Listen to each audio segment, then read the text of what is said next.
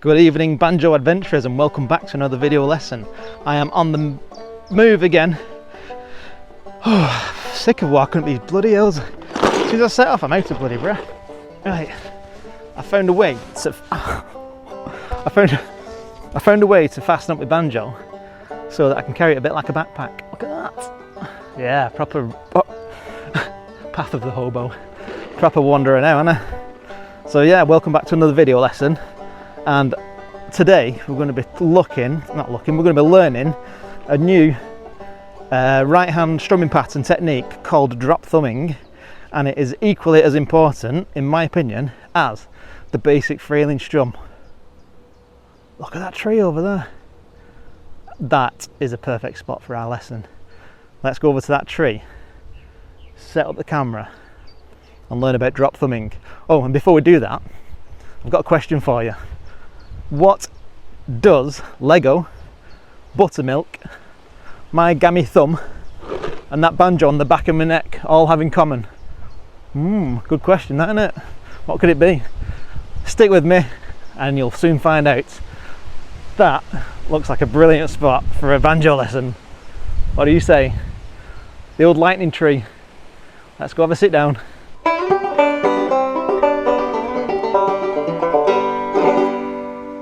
Got a bit of wind today, not me, a bit windy. Thought I'd bring the camera out, record another banjo lesson, but we might be up against the elements, so I'm going to record anyway, see how we get on, and hopefully we can make some sense out of this and it's not too windy.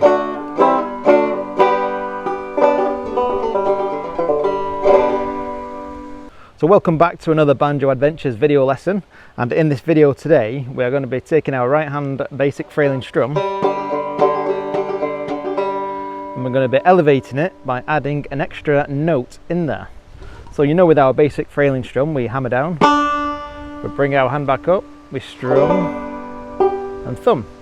And the basic frailing strum creates the perfect balance of melody, rest, harmony and drive.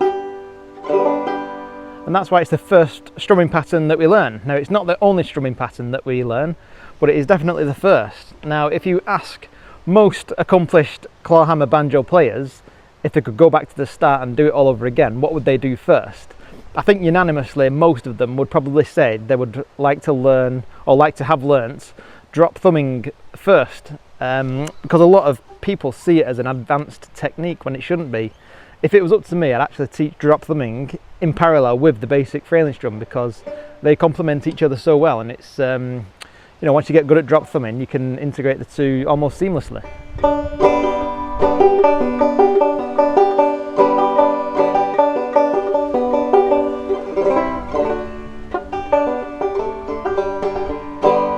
So what have I got here in my little box of goodies? So,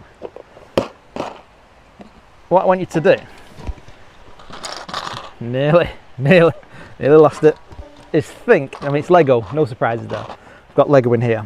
Now, what I want you to do is just think of the most popular, the most iconic Lego piece, you know, the one that is almost synonymous with Lego. This is a magic trick, by the way, so just picture that Lego piece in your mind. Now, no doubt you would have visualized or thought about this one, the standard Lego brick. Now, this Lego brick symbolizes the basic frailing strum. It's iconic, instantly recognizable, everybody knows what it is, and with it we can build an infinite amount of different things because it's perfect. You know, it's just the right size, it gets the job done.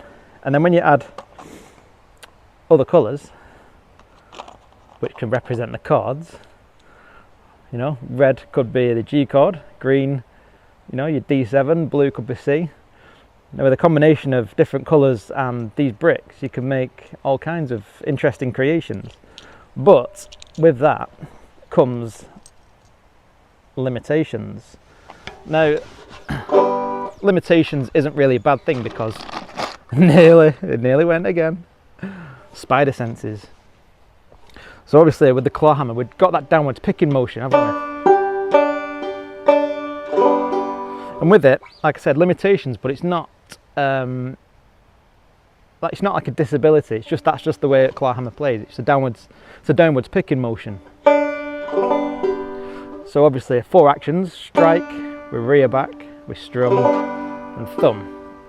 And what drop thumbing does, it allows us to add a different piece of the Lego puzzle. So now we add different pieces, different right hand strumming patterns. It allows us to create more interesting shapes. So obviously that's what we're doing. We've got our banjo, and it's a bit like a Lego set where you've got different bricks, and our right hand, our strumming hand, is like our Lego bricks. So the drop thumbing technique is just like a new piece of Lego to add to our play kit, our toolkit. So let's talk about it in practical senses. How do we actually do it? So in some of my early videos, I mentioned to hit other strings, we close that claw shape, to close the thumb and the finger to hit the other strings.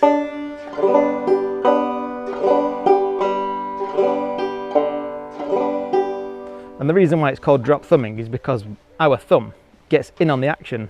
Normally it stays up here with the 5th string, but with drop thumbing, we're bringing our thumb down and we're going to be plucking some of the inner strings with our thumb. And to do that, when we do action 1, that's strike down. See how my thumb's on the 5th string there? What we want to do is, before we strike down, close your crab claw, and then when you strike down now, your thumb should be in on the action. And for that reason, instead of rearing back and creating space with our thumb already on the strings, you can pluck on the way up. So with the basic fairly strum, we go strike, rest, strum, thumb. So yeah, so we've dropped thumbing. Obviously we close that gap, we can strike, thumb on the way up, strum, thumb. Strike, thumb, strum, thumb. And it creates a flurry of 8th notes.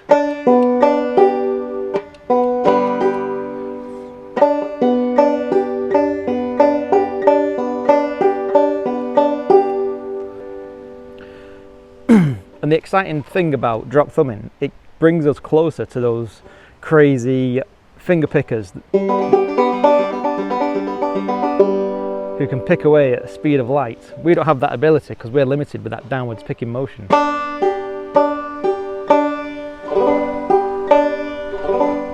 But with drop thumbing, it gets us just that little bit closer to our finger picking friends.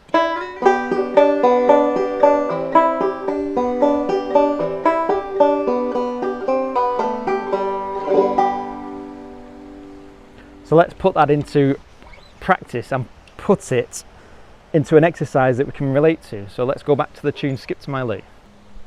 Oh, and you'll notice as well, there's a lot more Lego pieces in there, which means for us, there's a lot more strumming patterns, but not today. 2 is enough for now. Basic frailing strum, drop thumb. So I hope you're finding this video lesson useful up to now. And if you are, and you're thinking about maybe trying out a clawhammer banjo course online, perhaps give my course a try. It's an interactive learning journal which will take you through your first 6 months of learning as a brand new clawhammer banjo player. And it's called Banjo Adventures, The Path of the Hobo, and it is designed to take you as somebody who's never played a musical instrument before, and within 6 months, so your first 182 days, it will guide you from not knowing anything to, you know, playing the banjo, playing your first few chords, playing your first few tunes. And inside it's got lots of journaling space so you can write notes, because a lot of banjo players seem to give up, not because they're not making progress, because they are. Everybody makes progress every day. The problem is you don't see that progress, and you don't see it because you've got nothing really to look back on. People don't take notes, or they don't record themselves. They just assume that they're not getting any better and they give up. And what this learning journal does, it guides you and it encourages you to write down your progress, no matter how big or small. And when you write down your progress, it gives you something to read back on, and you can read back a week before and you can see how much you've progressed within a week. So it's not like your typical Learn Banjo book. This is a full-on course that's going to take 6 months to complete. It's got QR codes to exclusive video lessons that are only available to Banjo Adventures members. So you'll need your smartphone, you can scan the codes, watch the video lessons, write notes, play your banjo at the same time, and it is a great tool to get you from, especially like non-musical people, up and running from knowing nothing to playing the banjo within 6 months. So check it out. It's at banjoadventures.com/courses. Have a look at it, see what you think.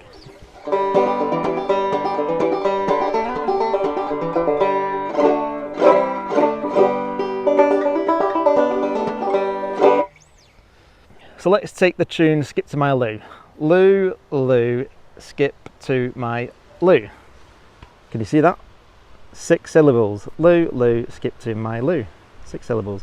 The second verse in the tune Skip to My Lou goes something like this. Flies in the buttermilk, shoe, fly, shoe. 9 syllables.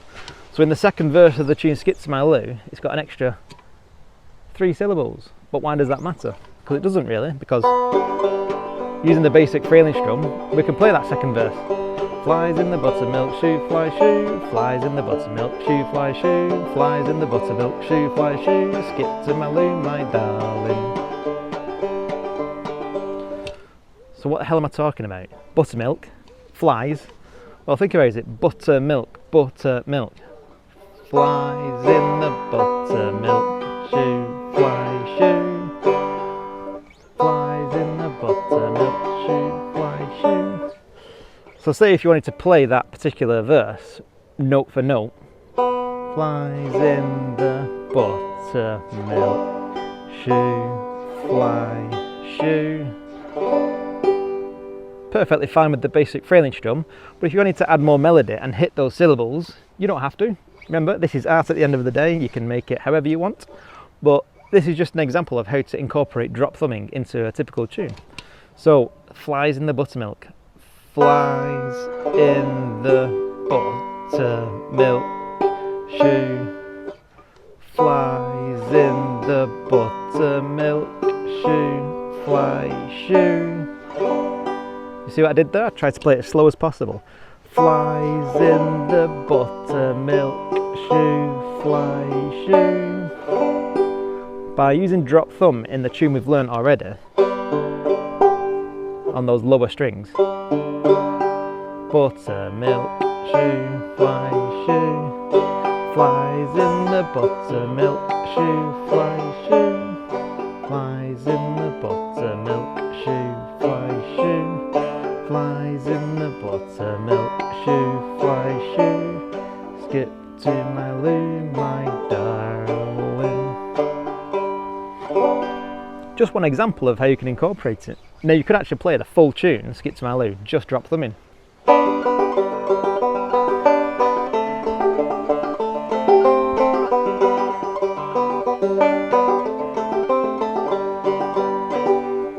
But then it becomes a bit too melody heavy. Because all you're doing with just drop thumbing, all you're doing is hitting melody notes. You're not really strumming or giving any rest. It's just pure melody, which can be a bit too much. So it's nice to have a balance of melody and rhythm and rest, which is the basic frailing strum. So as good as drop thumbing is and as exciting as it can sound when you're hitting all those melody notes, doing it too much can make your tune a little bit too melody rich, and it can take away from the overall richness of a song. But like I said, this is art, it's your tune, you do whatever you can do whatever the hell you want with it. Flies in the buttermilk, shoe, fly, shoe. Flies in the buttermilk, shoe, fly, shoe. Flies in the buttermilk, shoe, fly, shoe. Skip to my Lou, my darling.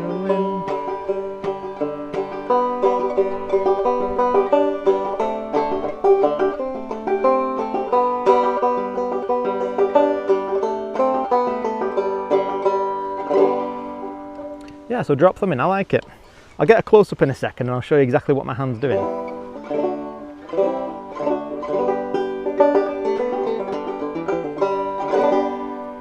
So hello, if you're new here and it's the first time you see me do a banjo video lesson, my name is Ben Dorning. I'm the leader and creator of banjoadventures.com, an online site where you can learn to play clawhammer banjo from scratch using nothing but simple language, simple videos, nice and slow, nothing too complicated, no music theory.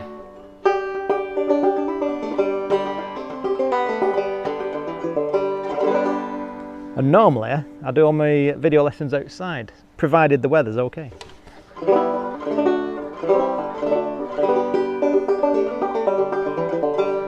And if you're wondering where I'm from, I am from a place called Bolton in the northwest of England, and I've been playing banjo for coming up to 20 years now, and I've just recently started learning. So if you're enjoying my style of teaching, nice and relaxed, slow paced, none of that adrenaline fueled, in your face, 1 minute lessons, it's just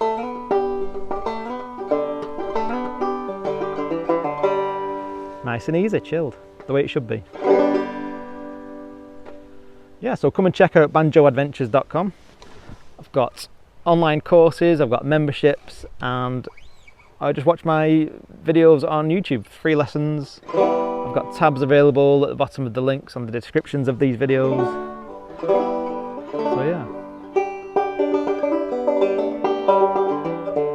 I'm just glad you're here. Right, I'll get a close-up now, so I'll show you what drop thumbing is. You get your crab claw. We'll just start with the basic frailing strum first. Strike down, rear back, strum, thumb.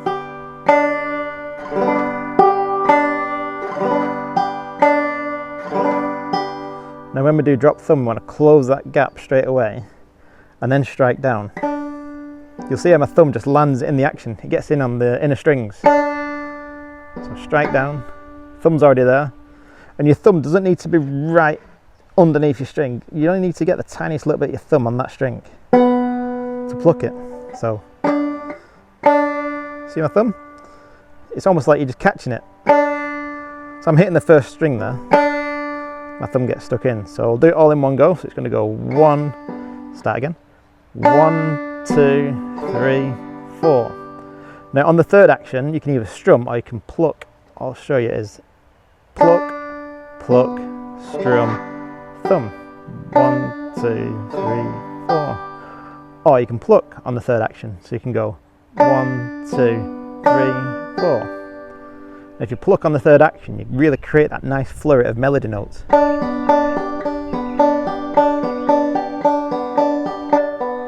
So my thumb's just doing that. Remember in some of the earlier videos we did that 1-4-1-4 basic frailing strum? That's all we're doing. Takes a bit of practice, but you'll get there.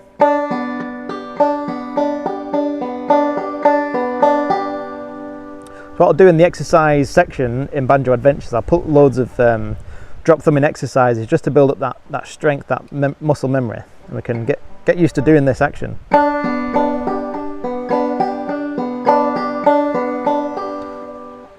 Flies in the buttermilk, woo, woo.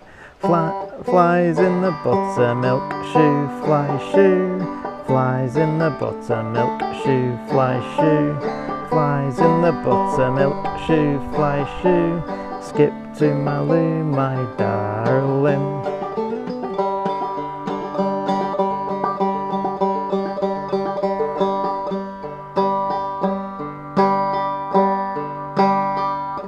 Look, my thumb doesn't, you know what I mean? I'm not all the way down here trying to like rip my strings off the banjo. It's just, that's where my thumb lands.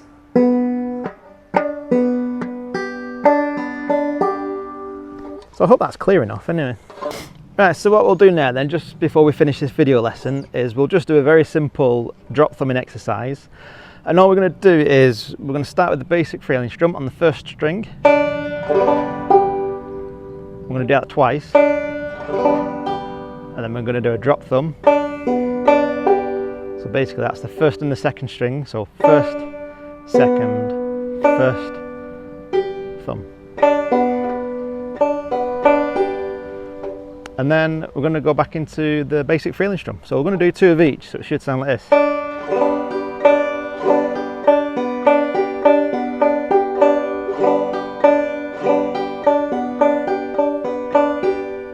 Okay, and we'll just play through it together nice and slow.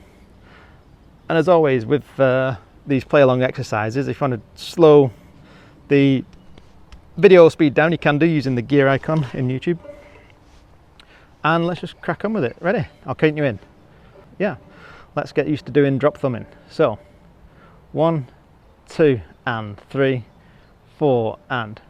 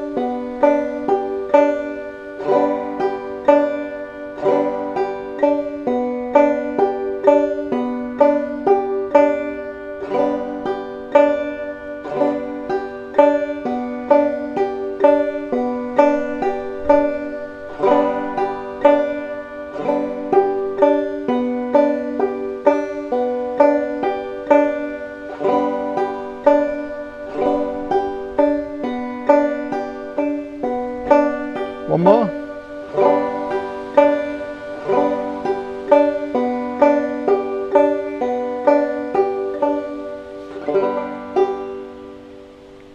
So I'll put the tab for this exercise at the bottom of the video in the description. There'll be a link to the website. So you can download that, it'll be a free PDF. It's just a simple tab, it's nothing special. But yeah, if you are interested in joining Banjo Adventures, just come and check out the website, banjoadventures.com, and it'll be great to have you on board. I've got people from all over the world, from as far as Arizona, as far as, well, far from me, Norfolk, down south. Interesting fact about Norfolk, it's actually higher up north than Birmingham. Check that out on the map. Norfolk is more north than Birmingham. Right, that's the lesson finished. Going on for my tea now. I hope you found that useful, and if you did, please just leave a comment, give us a like, and yeah, just click on the link at the bottom of this description and go and get that free tab exercise. Like I said, it's only a simple beginner exercise, but at least it's something, you know, just crack on with it and get a move on and practice. A little incremental gains. I have this saying, mate, incremental gains, because it's not about the big breakthrough moments. It's just those tiny, tiny daily bits of progression, and them tiny little bits add up. Trust me.